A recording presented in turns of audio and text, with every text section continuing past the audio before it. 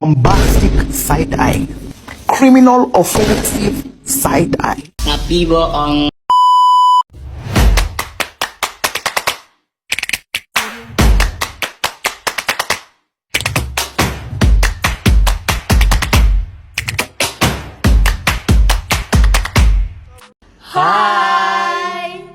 Kami dari kelompok 9 akan menjelaskan tentang KB atau keluarga berencana.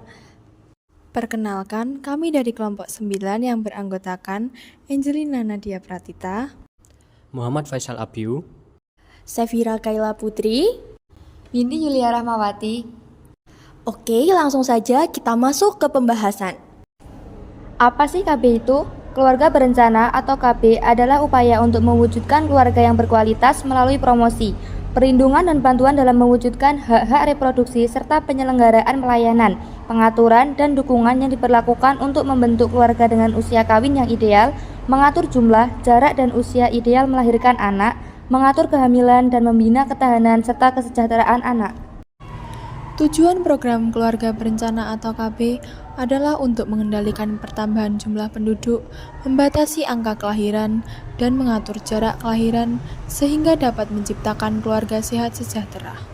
Program ini juga diharapkan dapat menurunkan angka kematian ibu dan bayi karena kehamilan yang tidak diinginkan ataupun jarak kelahiran yang terlalu dekat.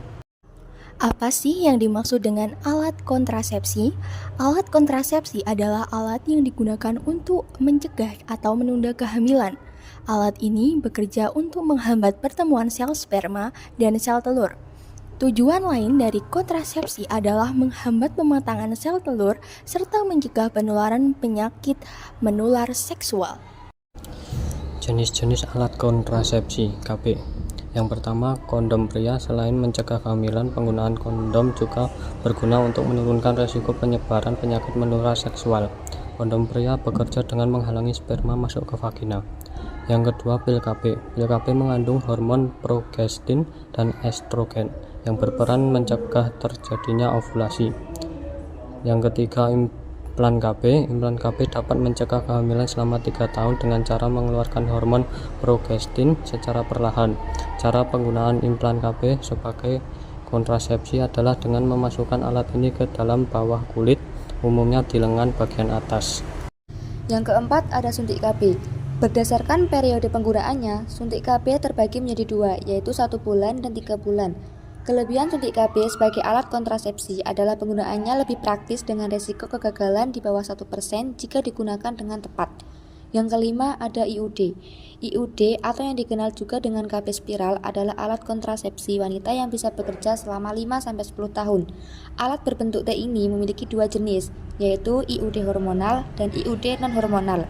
Yang keenam ada kondom wanita. Kondom wanita berfungsi untuk menyelubungi vagina. Penggunaannya sendiri cukup mudah untuk disesuaikan karena terdapat cincin plastik di ujung kondom. Yang ketujuh adalah diafragma. Diafragma adalah jenis alat kontrasepsi yang berbentuk kubah dan terbuat dari karet. Cara penggunaannya dengan menempatkan di mulut rahim sebelum berhubungan intim. Yang kedelapan, spermisida. Spermisida adalah alat kontrasepsi berbentuk jeli, krim, atau busa yang mengandung bahan kimia untuk mematikan sperma. Yang kesembilan, KB permanen. KB permanen atau steril adalah pilihan alat kontrasepsi yang tepat jika tidak ingin memiliki anak lagi. Setiap alat kontrasepsi memiliki efek samping yang berbeda-beda.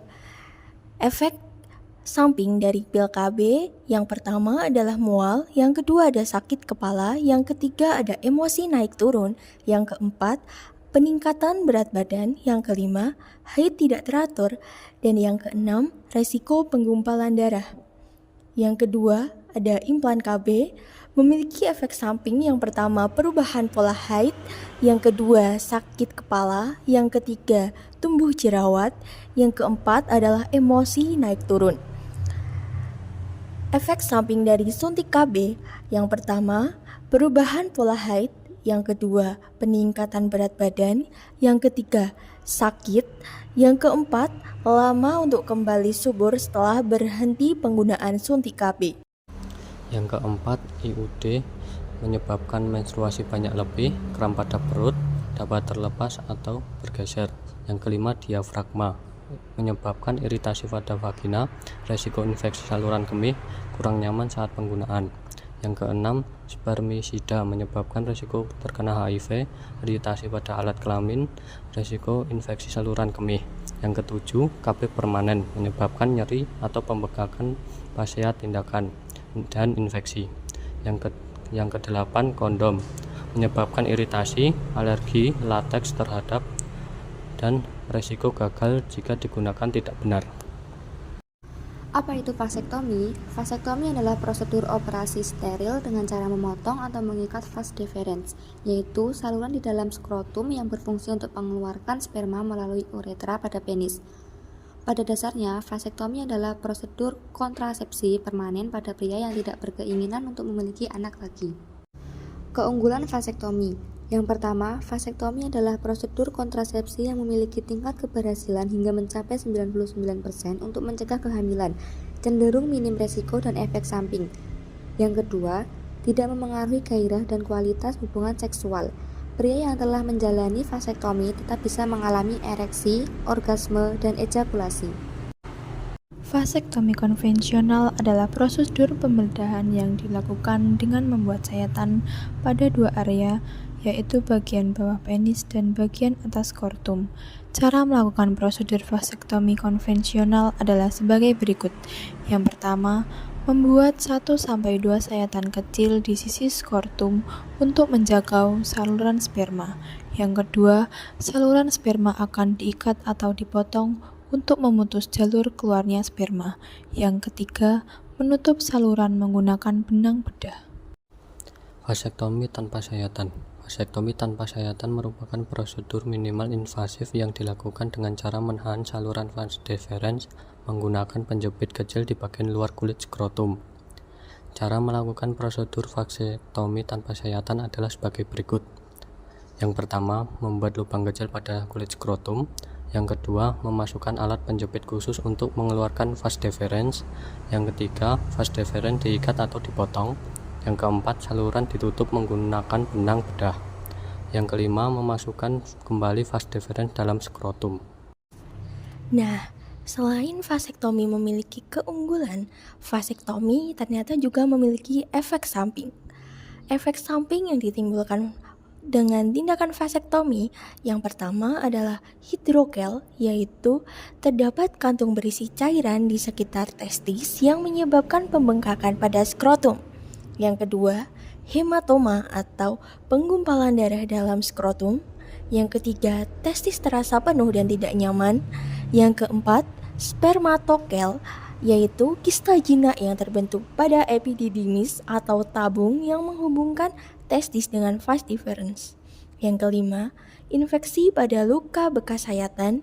Dan yang terakhir, granuloma sperma, yaitu benjolan keras yang muncul karena peradangan akibat kebocoran. Sekian penjelasan dari kelompok kami. Jika ada pertanyaan, bisa langsung ditanyakan di kolom komentar atau saat presentasi di kelas. Kurang lebihnya kami mohon maaf. See you!